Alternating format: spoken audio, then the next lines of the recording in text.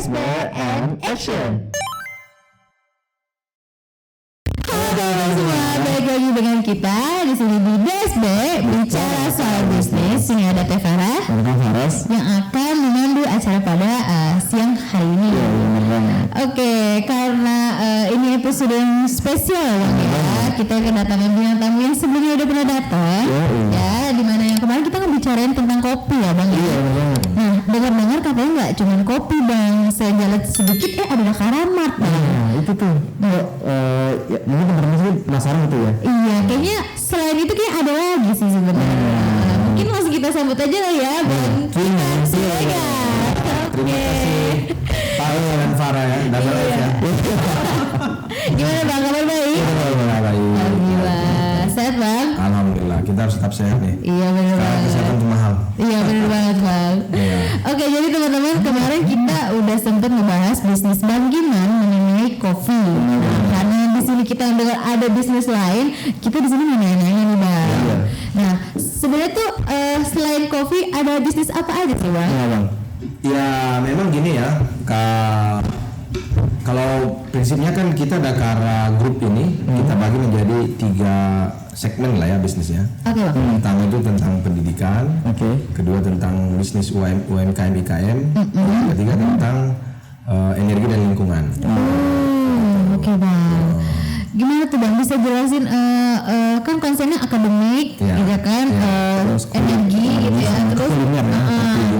itu gimana tuh Bang kok? Itu kan umumnya, tapi Ya. kalau lebih spesifiknya tuh apa tuh Bang? Iya, misalnya kita ambil lah di bisnis UMKM IKM ya. Selain Dakara Kopi, kita punya juga Dakaramat. Dakaramat itu lebih pada pusat oleh-oleh UMKM. Ya, usaha mikro kecil menengah, oleh-oleh, bisa macam-macam gitu ya. Jadi konsepnya sebenarnya sebagian kita produksi ya, tapi sebagian lagi kita kolaborasi sistem konsinyasi dengan pelaku-pelaku UMKM. Karena kan gini ya, bisnis itu saya kira biar kita istilahnya jalan dan efektif, efisien, memang jangan dikerjakan semua.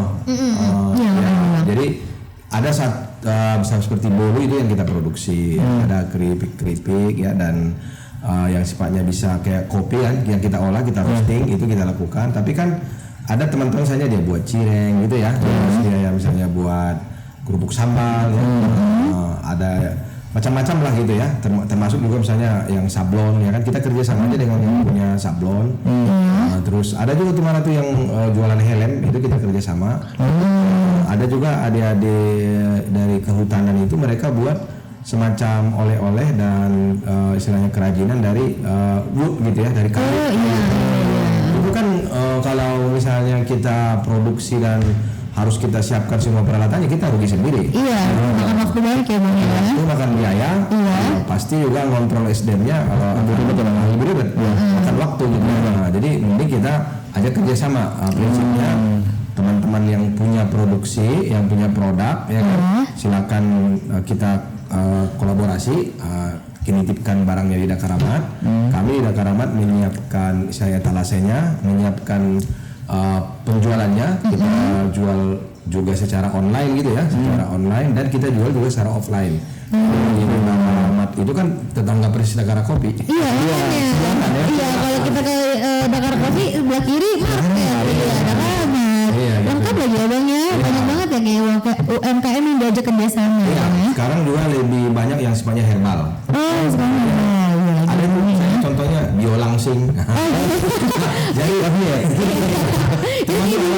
termasuk aku yang konsumsi. Biolangsing, terus ada parfum non kimikal kan. Jadi kan lebih menarik gitu. Jadi banyak kerajaan misalnya seperti kopi yang dicampur dengan apa namanya itu daun kelor gitu kan. Teh yang campur daun kelor itu minum-minuman alami yang sudah diproduksi oleh teman-teman. Nah, itu kita tampung, kita bantu jualkan. Gitu. Jadi ya kan kolaborasinya kan mereka nggak perlu menyiapkan tempat. Dan dari dulu abang tuh kan istilahnya pinginnya bagaimana ya mendekatkan si UMKM ini dengan pusat pembeli. Kafe ini kan dikunjungin orang. Dan istilahnya boleh dikatakan pasti yang datang ke sini juga ya mungkin dia juga boleh katakan yang punya duit lah kan gitu ya. Nah, artinya istilahnya kalau kita udah dekat ke sini otomatis kan dia misalnya pasti beli kan gitu ya. Nah, minimal dia kalau pas misalnya mau lanjutkan lagi perjalanan mau bawa oleh-oleh ya kan. Nah, kan tapi selama ini kan yang kita lihat kadang-kadang UMKM itu dijual di jalan-jalan pinggiran. Jadi ini yang mau kita coba kita hadirkan dia etalase tempat yang lebih istilahnya nyaman lah ya. Makanya konsepnya toko kita ada Karamat itu kan modern mat gitu loh. Jadi istilahnya full AC gitu ya. Terus ada juga semacam tempat orang berfoto lah ya, Instagramable lah gitu ya. Jadi kayak Mbak Paras sama si Paras belanja di sana nggak malu. Udah kekinian banget ya. Pokoknya kekinian lah Bang. Ya gitu, itu yang kita ini kan. Nah itu jumlah total UKM yang udah dihimpun itu berapa banyak Bang? Kalau nggak salah itu udah lebih dari 150 ya. Dan kita kan juga gini, abang kebetulan juga kan wakil ketua di Ikatan Saudagar Muslim Indonesia. Kita juga sekarang sudah buat badan dalam bentuk koperasi ya, sedang on proses namanya Koperasi Konsumen Syariah ISMI Bogor Raya gitu ya. Kemudian abang ketuanya. Nanti juga teman-teman ini kita coba berhimpun di situ sehingga dari sisi nanti keuntungan dia juga akan dapat gitu loh. Nanti sifatnya koperasi itu kan dia istilahnya ada sisa hasil usaha itu kan dibagi kepada yang anggota. Gitu. Nah, itu sedang kita ini kan juga. Jadi sehingga teman-teman ini dia juga merasa ikut di dalamnya gitu loh ya. Artinya dia juga nanti punya safety di penjualan. Nah, konsepnya gitu. Terus kebetulan abang juga kan sekjen Asosiasi Usaha Mikro Kecil Menengah Industri Kecil Menengah UMKM. Jadi kita bantu juga. Wow. Ternyata luas banget ya. Namanya yang kita lihat namanya UMKM aja, ternyata ada ini ya jalannya ya. Iya, cabang-cabang ya Bang ya ngurusnya. Karena itu tadi ada berbagai masalah kan di UMKM ini. Masalah permodalan, dia juga masalah di perizinan, masalah di legalisasi. Anggaplah misalnya tentang misalnya PIRT-nya ya, terus kehalalannya. Itu yang kita coba bantu juga dari di Asuh UMKM ini. Salah satunya tujuan kita ke situ. Paket lengkap ya Bang. Memang kita berusaha untuk itu. Tapi keren ya, jadi maksudnya bisa membantu UMKM kecil gitu kan, yang kurang terbrandingnya Bang. Yang mungkin dengan bantuan Dakaramat ini jadi orang tuh tahu gitu, oh dia produk ini loh gitu ya. Jadi selain ngebantu ngejualin, ngebantu juga kalau misalnya ada permasalahan gitu ya Bang ya. Setidaknya Abang bisa ngasih solusi gitu ya Bang ya. Nah, kalau ada produk baru yang pengen masuk ke sana gimana Bang caranya Bang? Sebenarnya kita welcome aja. Saya kadang-kadang gini, nggak juga terlalu banyak persyaratan. Jadi UMKM itu jangan terlalu kita kejar atau terlalu kita persulit. Silakan aja dulu taruh barangnya. Nanti memang dari harga yang masuk kita akan naikkan 15-20% ya kan. Nah, dan kita nanti ya ambil kerjasamanya di situ. Jadi dia nggak perlu sewa, ya kan. Jadi kan kita bantu promosinya gitu loh. Misalnya di IG, terus nanti teman-teman juga pelaku UMKM yang ada waktu dan berkenan, kita promosikan juga di Dakara TV kan, gitu ya. Seperti yang saya ceritakan tuh, ada 2 pelaku UMKM itu yang menurut saya ya sekarang itu ya bagus penjualannya. Salah satunya itu yang teh tarik Abu Epa itu. Itu viewernya itu sampai hampir 800. Banyak banget ya. Yang kedua itu si Teteh Erni Rahman yang kata 34 juga saya. Itu juga udah hampir 600. Itu dia yang grup saja put itu. Mantap banget. Jadi buat para penonton Dakara TV ya, kalau yang punya produk yang masuk ke sana boleh Bang ya? Boleh. Langsung aja bicarain ya Bang ya. Langsung datang aja ke marketnya ya. Iya. Keren banget. Terbuka banget ya Bang ya. Subhanallah.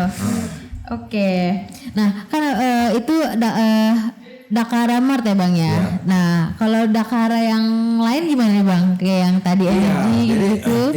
Kan salah satu usaha kita itu kan Dakara Energi Alsintan Indonesia. Kita juga sebenarnya itu salah satu yang kita produksi itu produk-produk Alsintan yang speknya itu juga ada yang berhubungan dengan UMKM. Sekarang kita lagi produksi mesin pelet biomasa ya. Itu juga kan sebagian dipakai oleh misalnya teman-teman yang buat nasi goreng, terus misalnya jualan-jualan yang di pinggir jalan. Jadi dia nggak suka kan susah ambil kayu kan. Nah, kita buat pelet. Makanya sekarang itu kita jual juga di Dakara Mat peletnya gitu. Sebagian juga yang talas beneng tuh. Talas beneng itu kan sekarang tuh lagi berproses kita jadikan rokok. Walaupun ya istilahnya itu ada yang bilang itu jadi rokok organik ya. Ada rokok organik ya. Jadi talas beneng nanti jadi apa namanya itu? Jadi tepung. Itu mesinnya itu kita produksi melalui PT Dakara yang dari Kalista Indonesia itu. Jadi di Bang Kiman ini walaupun fokus di bisnis tidak melupakan latar belakangnya sebagai anak teknik. Iya, udah gitu usahanya kayak roda ya, saling puter ya Bang ya. Ya, memang ya kita berusaha saling melengkapi kan? Iya, betul Bang. Melengkapi. Gak kebayang sih ini gimana sih Bang? Keren banget lah. Nah gimana tuh Bang? Maksudnya gimana Abang ngekonsepin bangun usahanya? Misalkan kayak tahun ini ngebangun ini, tahun ini ngebangun ini, gimana tuh Bang? Awal mulai gitu jadi kayak brandnya tiba-tiba ada semua kan nih sekarang? Iya. Pasti memang itu kan butuh waktu dong. Iya proses ya Bang. Abang aja kan usaha pertama itu kan 2002. Artinya secara badan hukum ya. Iya. Itu dulu namanya CP Global Samudra. Kesini terus kan berarti kan udah ya dari 19 tahun lah. Jadi kalau namanya usaha dari semester 4 abang udah usaha kan. Tapi kan keinginan tuh selalu ada kan. Iya. Tapi memang melewati tangga satu terus itu kan pasti kita sesuaikan dengan kebutuhan market, kebutuhan pasar dan kemampuan internal finance kita kan. Iya. Dan kalau abang itu misalnya termasuk yang melihat keinginan pasar gitu loh ya. Nah, makanya ini sekarang kita lagi sedang coba juga nih. Tapi sebenarnya yayasannya sudah lama, udah 2 tahun kita buat kan. Tapi ini kita sedang buat namanya TPA PAUD sama TKIT Bina Cendikia Mandiri. Ini sedang on proses nih. Karena saya tuh pingin jiwa kewirausahaan itu ada dari sejak dini. Dia nanti jadi apapun, tapi dia punya jiwa kewirausahaan. Udah ada bekal ya. Walaupun nanti dia jadi ASN, walaupun nanti dia jadi dosen, walaupun nanti dia jadi presiden, tapi dia punya jiwa kewirausahaan. Karena kalau itu dia punya, maka anggaplah misalnya dia sebagai pejabat, dia akan membelanjakan uang rakyat itu Dengan bijak itu Bang ya. dengan bijak dan sesuai kebutuhannya. Jadi dia lebih kepada outcome-nya gitu. Nggak konsumtif itu Bang. Konsumtif bukan programnya beli itu mobil baru gitu ya. Tapi lebih kepada kebutuhan perekonomian. Jadi itu saya kira nggak hanya pengusaha yang harus punya jiwa kewirausahaan, tapi birokrat ya, aparatur sipil negara juga harus punya. Iya benar banget Bang. Makanya saya lagi buat tuh namanya tagline-nya Entrepreneur School. Keren banget ya Bang ya. Ini ada loh. Dari PAUD diajari entrepreneur ada loh Bang. Ada tantangan banget itu ya Bang ya. Iya, saya juga terinspirasi sebenarnya dengan almarhum anak saya. Jadi Raja Putra Siregar itu almarhum, dia dari belum TK dia memang udah doyan jualan. Dan jiwanya udah dari kecil ya. Dari kecil. Makanya apa gitu loh ya, makanya kita coba deh gitu ya. Keren. Mudah jalan ya, mohon doanya ya. Amin. Bantu doanya teman-teman ya. Tapi sekali-sekali Paras sama Paras jadi dosen tamu. Kita ngajar ya, kayak seru ya. Lucu-lucu ya. Belajar bikin es kita ya, dari tujuan es ya Bang ya. Dari kecil kan saya kira harus diajarkan. Iya benar. Mungkin awal-awal dia nggak ngerti apa maksudnya. Tapi pada saat itu menjadi habit, oh itu loh fungsinya. Iya. Dan itu kan udah tertanam di diri dia kan. Mumpung masih anak kecil masih gampang untuk dibentuk. Makanya itu saya terpikir juga bagian dari program misalnya mentoring leader itu kan. Pemimpin menghasilkan pemimpin. Betul. Ya memang harus dicetak. Kita butuh kecepatan gitu. Iya Bang. Karena kalau ya biarkan aja mengalir kan dia lama mengalir. Harusnya belum ada gelombang. Jadi ya kalau bisa cepat ya ngapain lama gitu. Keren banget Bang Iman ya ternyata ya. Jadi bisnisnya nggak cuma terkait bisnis yang kopi aja ya, tapi bahkan sampai ke yayasan juga Bang ya. Iya, makanya kita ini kalau itu memang konsep kita kan ke pendidikan. Oke. Keren. Nah, berarti nih Bang, kan katanya tadi semester 4 ya udah mulai ya Bang ya. Nah, kita tahu nih Bang, orang-orang biasanya yang mulai usaha nih, kadang tuh mereka tuh mau mulai, kadang mereka terlalu mikir pusing. Iya, Nah, takut pusing, ya sih? ya takut. Dan ada juga hambatan dari diri dia atau dari luar, kayak contohnya kayak finansial tuh Bang. Nah, gimana Bang, Abang Cara mengatasinya gitu, cara Bang, ya? mengatasinya tuh Pak Bang? Iya, pasti ya. Hambatan tuh pasti. Ya seperti yang sampaikan tadi, bisa dari diri kita sendiri, bisa dari keluarga ya kan. Apalagi yang namanya kita orang kampung ya kan. Maunya kan nyekolahin anak tinggi-tinggi harus jadi ini. Jadi ya kerja yang pastilah kan gitu. Tapi kembali lagi, kalau saya memang selalu berusaha tidak frontal. Jadi oke, keinginan orang tua itu kita lakukan, ya kita kerjakan. Karena kita juga, saya sih gini ya, dari dulu itu ke siapapun, termasuk saya sendiri, saya tuh paling takut melawan orang tua. Jadi keinginan orang tua itu harus kita wujudkan gitu ya.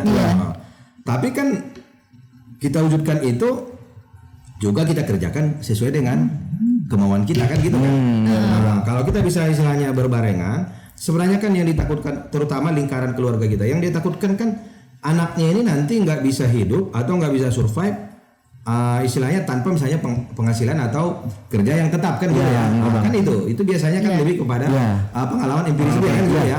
Jadi itu yang harus kita yakinkan. Tapi pada saat kita bisa yakinkan, oh ternyata dari usaha juga bisa. Saya sama itu dulu kayak ayah saya bilang gitu. Kalau cuma dagang-dagang gitu ngapain kuliah katanya. Saya dari dulu udah istilahnya toke kan, jualan gitu. Tapi ya itu tadi, cuma kan kapasitas dan istilahnya visi misinya itu yang harus kita tingkatkan. Mungkin sama-sama jualan, orang tua kita juga dulu jualan punya toko. Tapi kan kapasitas ya sama nilainya yang harus kita tingkatkan. Jadi kalau saya pribadi nggak perlu kita frontal untuk melawannya. Terus masalah finansial, makanya kalau saya bilang selalu rumusnya kalau saya optimalkan kepemilikan. Jangan memang kita paksakan ya. Jangan kita paksakan misalnya berutang yang terlalu berlebih gitu ya. Walaupun kita misalnya harus berutang misalnya, ya kalau saya dari dulu itu di awal-awal selalu mencari mitra yang istilahnya yakin dengan bisnis kita. Dan menurut saya itu juga bagian dari safety gitu ya, bagian dari quality control bahwa bisnis yang kita akan laksanakan itu memang istilahnya sudah teruji gitu loh. Kan artinya kita meyakinkan orang itu kan kadang-kadang lebih susah daripada meyakinkan pihak bank kan gitu ya. Kan misalnya kita nggak ada jaminan, nggak ada istilahnya garansi kan, nggak ada kita agunkan gitu kan. Kalau bank kan jelas, kalau ada gunanya ya lu istilahnya bangkrut gua tarik kan. Jadi saya dari dulu gitu. Makanya saya tuh ya wajar lah, kita kan misalnya pemula pasti nggak ada modal ya. Tapi ya itu tadi kita buat semacam ide proposal, kita sampaikan kepada pemodal ya kan. Pada saat misalnya ide kita itu bagus, tapi kita juga kan, makanya kalau saya bilang optimalkan kepemilikan itu, apa yang kita bisa lakukan, kayak dulu saya jual beli tanah. Gimana? Saya pernah untung pertama itu pernah dapat 35 juta jual beli tanah. Itu semester? Itu kayaknya saya udah semester 8 deh. Semester akhir ya?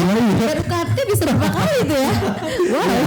Saya waktu itu niat mau beli mobil Katana karena saya tuh dulu terinspirasi si Dul ya. Saya panggil dulu nih. Panggil dulu ya.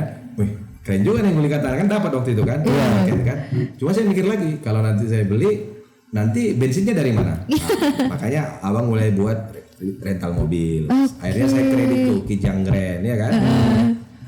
Jalan-jalan, asik juga nih kan. Kan baru kita yakinkan, kita ada lagi modal, beli lagi Kijang kapsul. Tapi kan saya kurang gitu loh kan. Baru kita yakinkan misalnya investor, saya udah jalan tapi butuh ini Pak gitu kan.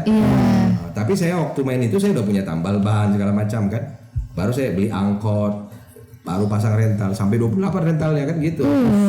Jadi itu memang berkembang. Step by step ya Bang. Step by step. Kita juga jangan gegabah, sesuai dengan kapasitas dan kemampuan kita mengelola lah. Jadi emang lihat dari faktor lingkungan juga Bang ya. Kira-kira kita mampu nggak nih kalau untuk kayak gini? Gitu. Oke. Jadi gitu. Berarti harus berkepala dingin juga nggak sih Bang? Oh iya. Harus lah ya, kalau bisnis mah jangan buru-buru ya. Jangan, artinya gini, makanya saya sering sampaikan spekulasi didasari kalkulasi. Asik. Jadi Bang? Tetap, saya kira itu kelebihan kita orang sekolahan. Bisa menghitung, ya kan? Kita bisa memitigasi risiko. Oke. Ya, tapi pada saat kompom udah eksekusi, ya kan gitu. Ih, keren banget ya. Keren banget, dari kuliah aja udah berani gitu kan, Iya. ngambil langkah jual tanah ya Bang ya. Iya, saya yang sering sampaikan. Saya tamat 2001, ya kan? Teman-teman itu kan ada yang kerja di sini gitu. Saya juga pernah kerja, tapi sebentar ya. Terus saya langsung kredit tuh. Saya sampaikan, bujangan saya udah punya 8 mobil. Bujangan 8 mobil. Dan apa namanya itu? Kreditan saya itu 16,5 juta per bulan. Wow. Per bulan. Tapi saya waktu itu prinsip gini. Kalaupun saya gagal, saya kan datang dari kampung, dari Medan itu hanya modal pakaian kan, balik lagi pakaian impas. Itu moto hidup Jojo. Iya, jadi kita harus fight kan gitu. Makanya abang dulu sambil S2, saya kadang-kadang malam tuh narik angkot saya. Narik angkot, kadang-kadang juga kalau supir rental lagi nggak ada, saya jadi supir rental mobil. Karena kita udah punya keinginan kan, kita harus perjuangkan. Iya benar. Karena kita udah punya beban 16,8 juta per bulan. Dan itu kan kita telat 1-2 hari namanya leasing kan telepon melulu. Iya, ditanya terus ya. Nah, gitu. Ditanyain dia kapan? Iya, katanya. Dia nggak kenal siang malam.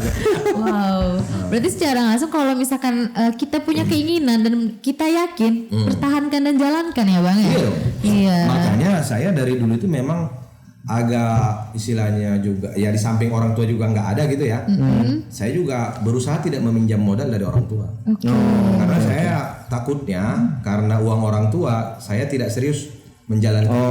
Benar-benar taring juga. Jadi nggak ada motivasi untuk mengembalikan gitu ya.